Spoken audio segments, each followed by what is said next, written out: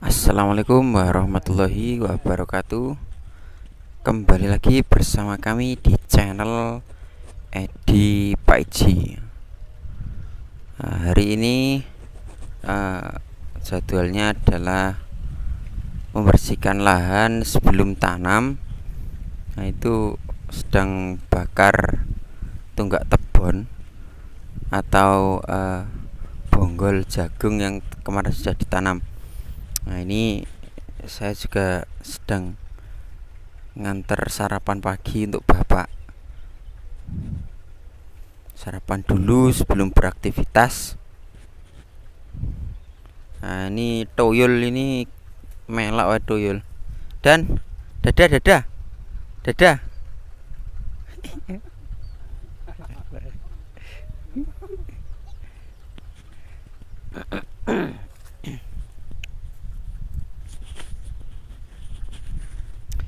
Nah, ini lahan yang sedang dibersihkan.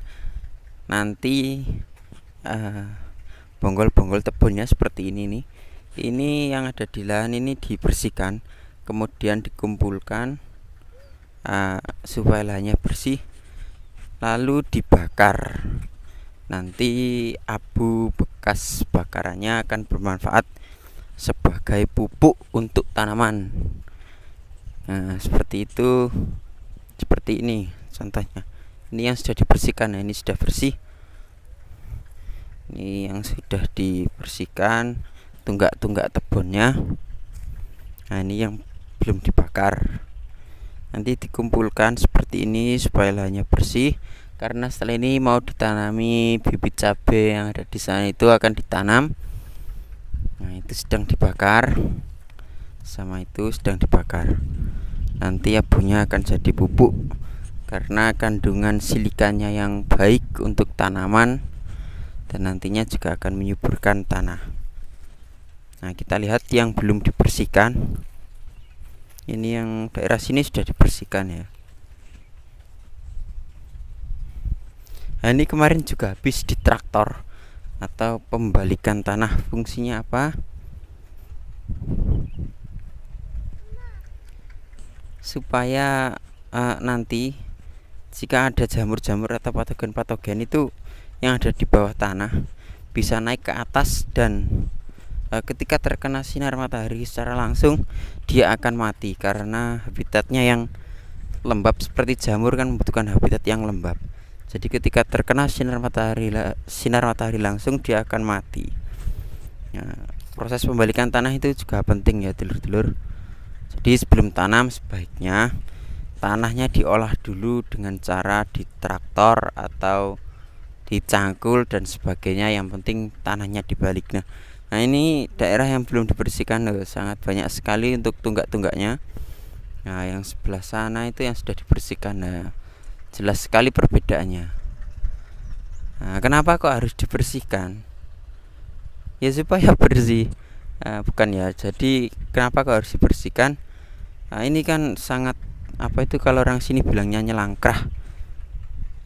Nantinya akan mengganggu saat proses tanam dan ini kan ujungnya tajam-tajam. Nanti saat tanam dikhawatirkan akan kena kaki atau bagian tubuh yang lain, jadi bisa terluka. Jadi untuk pembersihan ini sangat penting dan juga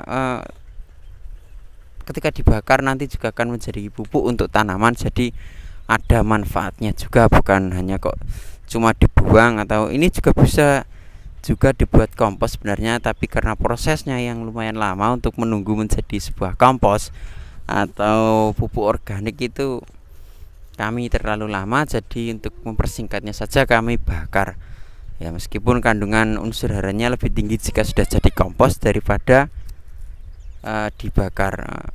Ini bonggolnya ini bisa difermentasi menjadi pupuk bokasi dengan cara dicacah-cacah kemudian dicampur dengan EM4. Kemudian ditutup dengan tanah yang lembab, kemudian dibiarkan selama 1 bulan, insya Allah jadi sebuah pupuk bokasi.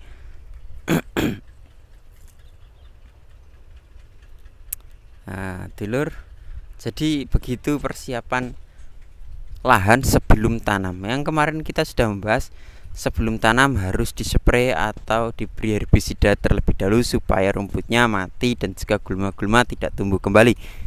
Nah, seperti ini contoh lahan yang tidak dispray dengan herbisida. Nah, pertumbuhan tanamannya kalah dengan pertumbuhan rumputnya, bahkan lebih subur rumputnya daripada tanamannya. Nah, ini kesalahan fatal ya. Ini kesalahan fatal dalam budidaya tanaman. Sangat rumput sekali. Jadi pembersihan gulma itu penting. Nah, beda dengan punya saya ini. Nah, karena kemarin sudah dispray dengan herbisida, dia sangat bersih. Kemudian setelah dispray dengan herbisida, di traktor atau di balik tanahnya jadi lebih bersih lagi. Nah, ini insya Allah dengan persiapan yang matang dan juga perlakuan yang baik kepada tanaman, nantinya tanaman yang akan dihasilkan dan dibudidayakan akan tumbuh dan menghasilkan buah yang maksimal. Nah, ini untuk bibit cabenya yang akan kita tanam, mungkin 1 minggu, sekitar minggu ini akan kita tanam. Nanti akan saya videokan lagi proses tanamnya, insya Allah. Ini sudah siap tanam. Ini tingginya sudah sekitar 1 jengkal 3 jari ya. Umurnya kira-kira ini sudah 2 bulanan. Ini batangnya sudah kuat, daunnya juga sudah lebar-lebar, dan bibitnya juga sehat. Nah, bisa dilihat dari warnanya yang hijau, daunnya tidak ada yang keriting. Nah, kemudian tidak ada bercak-bercak dan hama-hama seperti trip ataupun kutu-kutu kebul yang menempel pada bibit ini. Jadi bibit ini termasuk bibit yang unggul. Nah, oke dulur-dulur, mungkin itu saja yang dapat saya sampaikan. Kurang lebihnya jika ada masukan lagi silahkan tulis di kolom komentar. Oke, sekian dari kami tim Edi Paiji. Terima kasih. Salam dulur Paiji. Gundul.